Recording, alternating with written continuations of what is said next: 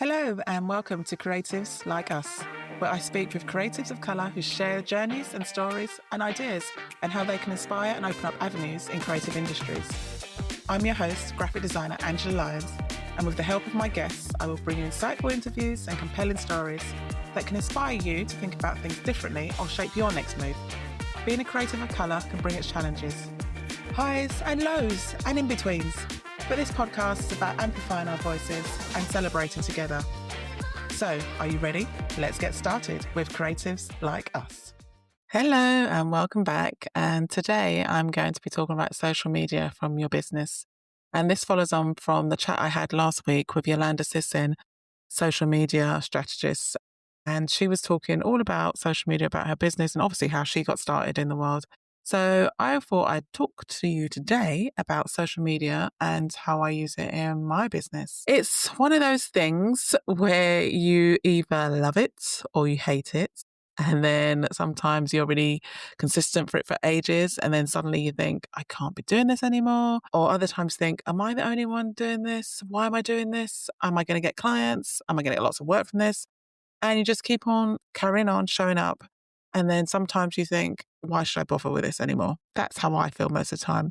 But whatever works for you is great. And whatever works for your business is great too. You have to do you. So I came on here to give you a few tips and share how I do things, because up until now, I absolutely loathed social media. I'd say about 5 years ago, I didn't want to be on there. I didn't want to mingle on there.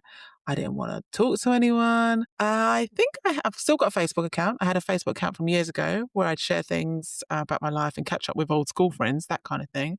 And that's just about still going, but I don't really post on there. I've got one for my business, but I just repurpose anything from there, from Instagram to there. So as I said, up until about 5 years ago, I didn't really promote my business on social media. Most of my work came from word of mouth or from people who I'd worked with before. So I didn't really feel the need to be on social media. And I've mentioned it a few times before, but when I started working with Sophie Cross from Freelance Magazine, something changed. One of the magazines went to press.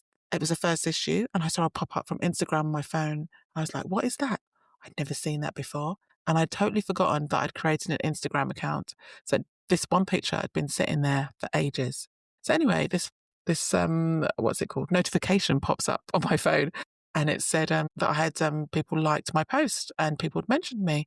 And then people started contacting me on Instagram. And honestly, I've built up from there. And the same with my LinkedIn profile. Really dead for ages. It was more one of those things where you'd go there to check out what other people were doing or using it as a CV to say, hi, I'm open for work. But now we know that LinkedIn and Instagram has changed massively over those 5 years since I started really posted on there. So social media, I call it the long game, trying to get work from it. Social media can be such a long game unless you've got an event that you need to promote straight away and you have to tell people about it all the time. You have to keep on promoting. And that's when people buy from you immediately, or if you've got a product that's on sale. But if you're a service-based business, one of the things that I found out is that you have to do it for a while. You have to do it for a while to get some traction, to get people into your world. And you need to engage with people too. And you have to, I suppose if they say, be in it to win it, you have to have purpose when you're doing it. Because there's so much noise on social media. So many people trying to sell you this, trying to sell you that, earn this amount of money, join this webinar, join this newsletter. And sometimes it is just all too much. So one of the things I do that saves my sanity is that I set time limits, and I have time limits for my social media accounts. I have one for Instagram. I have Instagram is half an hour a day. Sometimes I use it all. Sometimes I don't. I know that if I've got half an hour to go on some of those days, it might have been, if I've used up half an hour, it's one of those days where I might have had something big happen, or I might have promoted something and people are going to talk to me more on that platform. So I'll keep it open for a little bit longer. If I've been on a podcast and I've had to reply to some DMs, again, I'll stay on there for a bit longer, but that's fine. And then I'll just shut it down for the rest of the day. I have a night mode, so it'll switch off, I think around 8:30 in the evening. And it's the same with LinkedIn. I'll go there and I'll post, I engage, I'll comment, and then I'll shut it down. I've turned off all notifications on my phone. In fact, I've been on holiday and I've actually deleted the apps because it's great, because otherwise you just be looking at the phone all the time and you don't really want to be doing that. I don't want to be on holiday at those times, and you want to engage with what's going on in the world, not just being on your phone. But what I also use are planning tools. So for work, I say I go on LinkedIn. I do use schedule posts, which is great. And LinkedIn has a schedule planner in there. But I use Metrical. Again, I'm not here to promote it, but I will leave a link in the show notes if you want to have a look at it.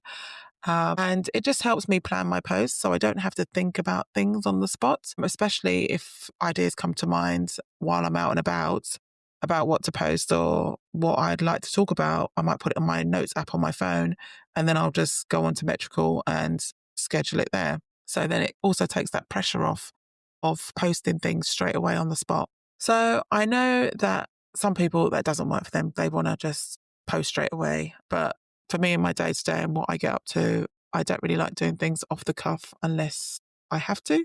So I'd rather put it out there on a planner. And again, I know what I'm going to post about and I know what I'm going to talk about. And then there are days when you just think, I don't know what to post, but you know what?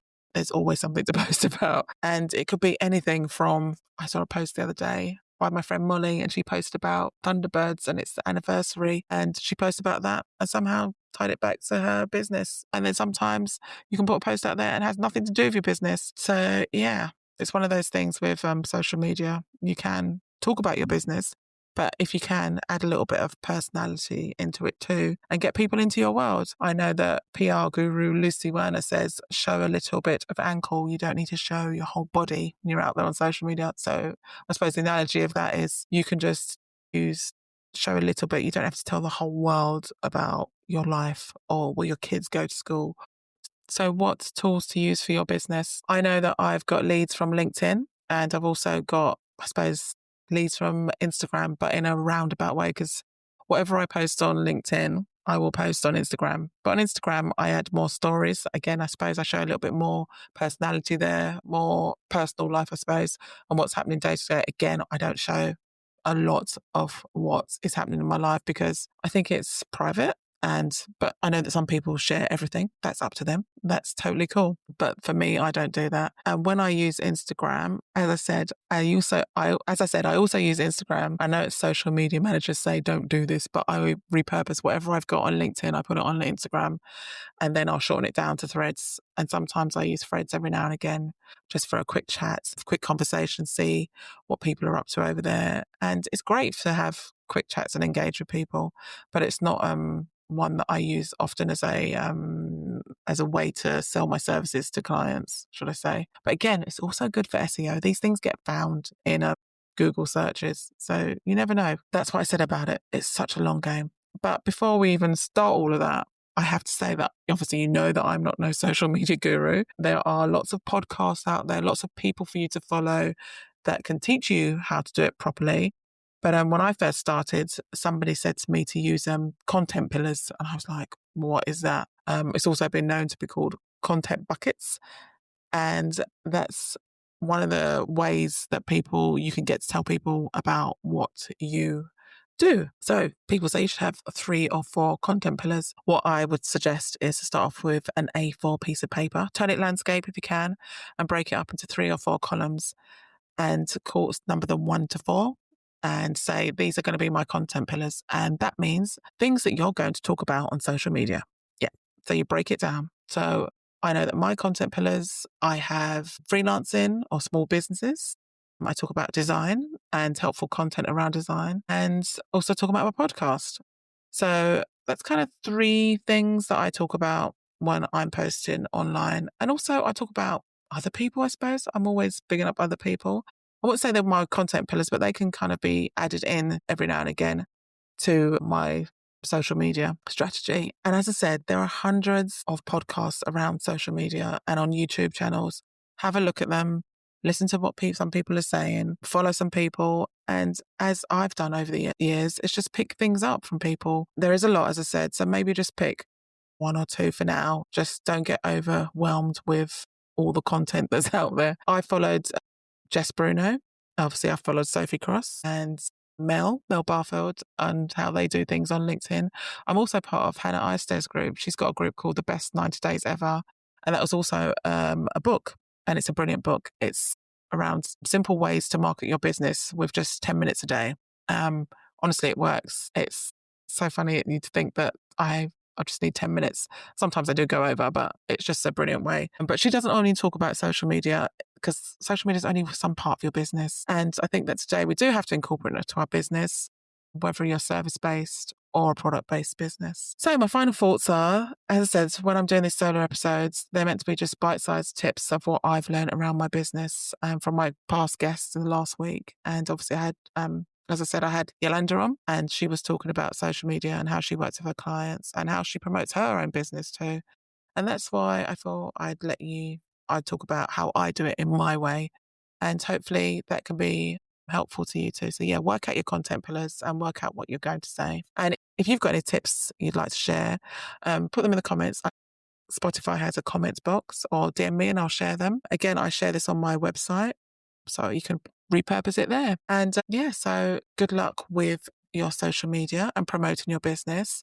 As I said, it's a long game. Sometimes it can work straight away and you'll get clients straight away, but then sometimes they'll see you and they'll keep on looking at you for a good few months or even years in some cases, especially people have come back to me after a year or so. Funny, weird, but it happens. So yeah, just keep promoting yourself. And as I said, it is a long game. And hopefully some of those tips have helped you. So to end on, I have some big news. I have been nominated in the Black Podcast Awards in the US for the Best Art and Best International Podcast. The awards are actually in October, in a few weeks' time. And it's so cool and it's amazing. Unfortunately, I won't be able to go.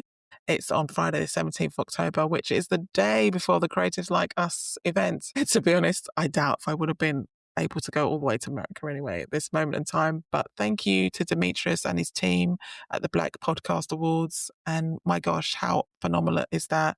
This podcast's only been going from this year in January. And to be nominated on a podcast already is just so awesome and so cool. So I really appreciate the team over there and the judges that have picked me and this podcast. And also thank you to the listeners for encouraging me, sending me messages, because I promoted it this week and said that I'd been nominated. So thank you to everyone who's messaged me. So again, that's one of those things that maybe this wouldn't have come about if I didn't keep sharing and telling people about what I do. So yeah, you have to tell people what you do on social media. Otherwise, how are they going to come to you? Obviously, we know that word of mouth works, but it's good to keep on telling people. So join us at Creatives Like Us. It's the event happening on the 16th of October, 2025. I'd love to have you. We'd love to have you join us. That's myself, Ayo Abbas, and Vanessa Bello. We're hosting it at Us Two again in Shoreditch. And this is going to be the final iteration of Creatives Like Us in this event as we know it. Who knows what we're going to do in the future, but for now, it's not going to be in the workshop style events. And this is going to be our last one in this iteration. If you can make it, that'll be amazing. That'll be awesome. Tickets are still available. Search for us on Eventbrite. And again, I'll also leave the link in the show notes. And we'd love to have you. If you can't find us on Eventbrite, send me a DM and I'll send you a link to where you can get your ticket. We have a few tickets left and we'd love to have you join us on the 16th of October, 2025. To close on, keep sharing and keep telling people about what you do and how you can help them with your business, either you're product-based or service-based. Just keep sharing, keep telling people. And social media is one of those ways that you can do that, but try and avoid the burnout. And another great top tip is don't compare yourself to other people. I know it's really hard not to do that. I've had it before and people see me and think I'm smashing it. I'm really not. I really am not. I am just trying my best. And again, as I said, I set time limits. So I just shut everything off anyway at the end of the day and don't really think about it.